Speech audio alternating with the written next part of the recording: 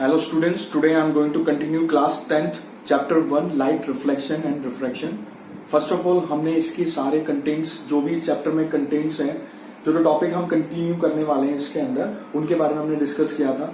तो उनमें से जो फर्स्ट टॉपिक जो था आपका इंट्रोडक्शन ऑफ लाइट उसको मैं यहाँ पे कंटिन्यू करने वाला हूँ.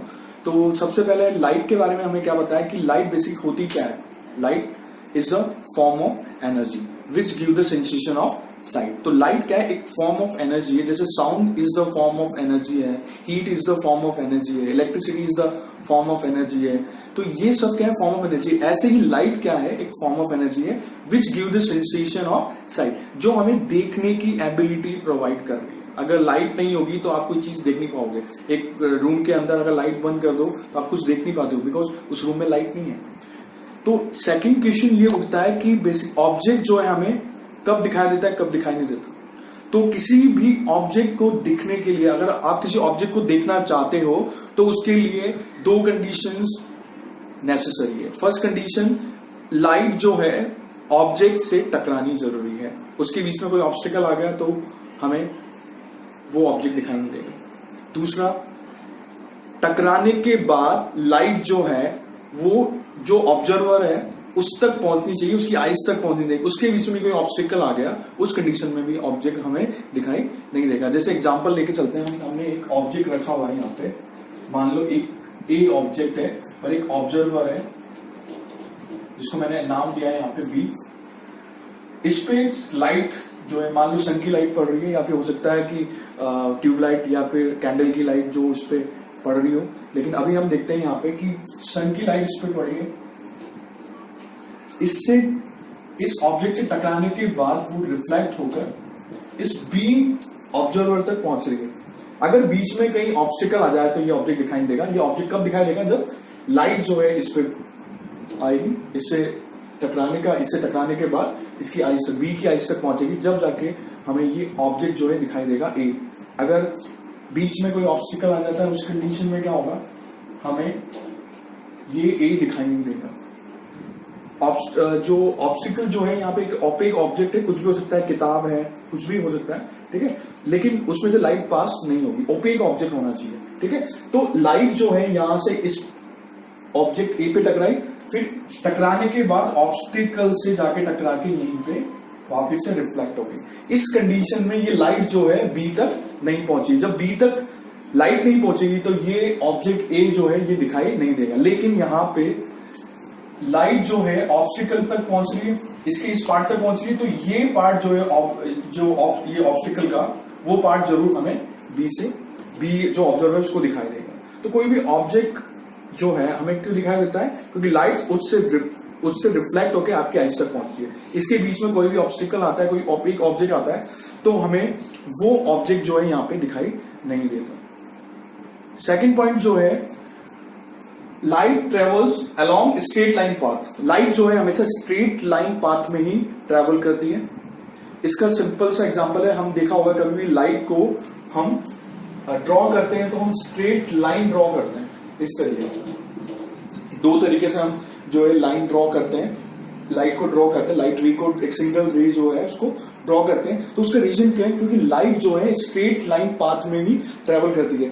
इसी की वजह से आपने देखा होगा जितनी भी प्रॉपर्टीज स्ट्रेट लाइन की प्रॉपर्टीज है, ज्योमेट्री में जो स्ट्रेट लाइन होती है उसकी जो जो प्रॉपर्टीज है वही लाइट की प्रॉपर्टीज भी है. यहाँ पे हम देखेंगे इसको अभी आगे आएगा ये, ठीक है. तो मैथ्स भी यहाँ पे आने वाली है आपके, ज्योमेट्री, ठीक है. नेक्स्ट है आपका कुछ टर्म से रिलेटेड विद लाइट.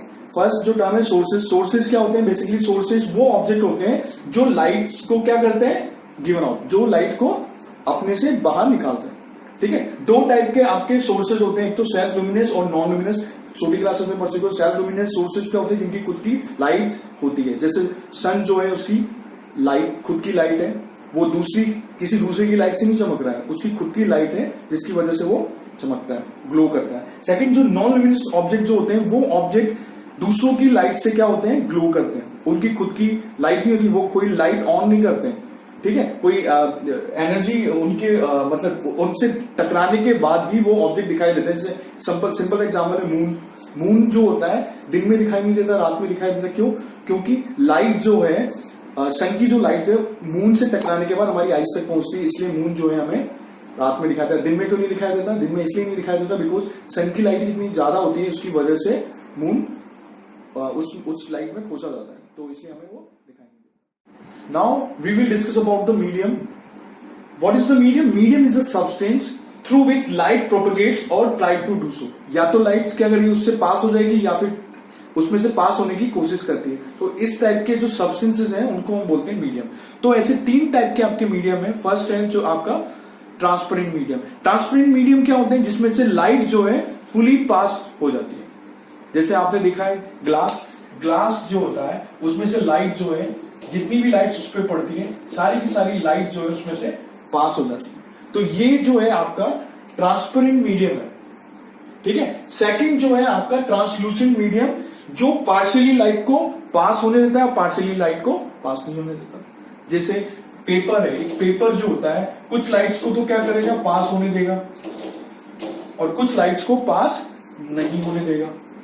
तो इस टाइप के जो मीडियम है उनको बोलते हैं हम ट्रांसलूसेंट मीडियम। थर्ड टाइप के जो मीडियम है वो होते हैं आपके ओपेक मीडियम। इस टाइप के मीडियम जो होते हैं लाइट को पास होने ही नहीं देते।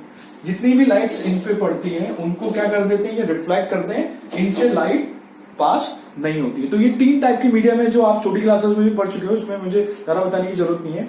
नेक्स्ट है आपका रे। व्हाट इज द रे? तो रे is the straight line path along which light travel. वो पाथ होता है जिसमें लाइट आपकी ट्रेवल करती है।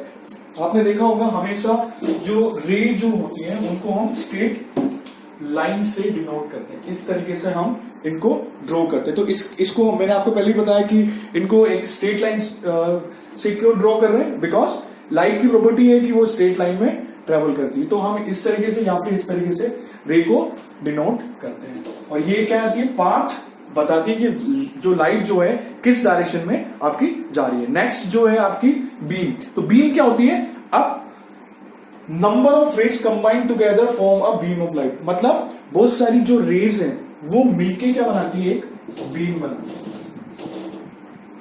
ठीक है। जैसे ये एक 4 रेज की क्या है, एक बीम है। मल्टीपल ऐसे बंडल ऑफ रेज होती है, बहुत सारी रेज होती है, वो मिलके क्या बनाती है, आपकी बीम बनाती है।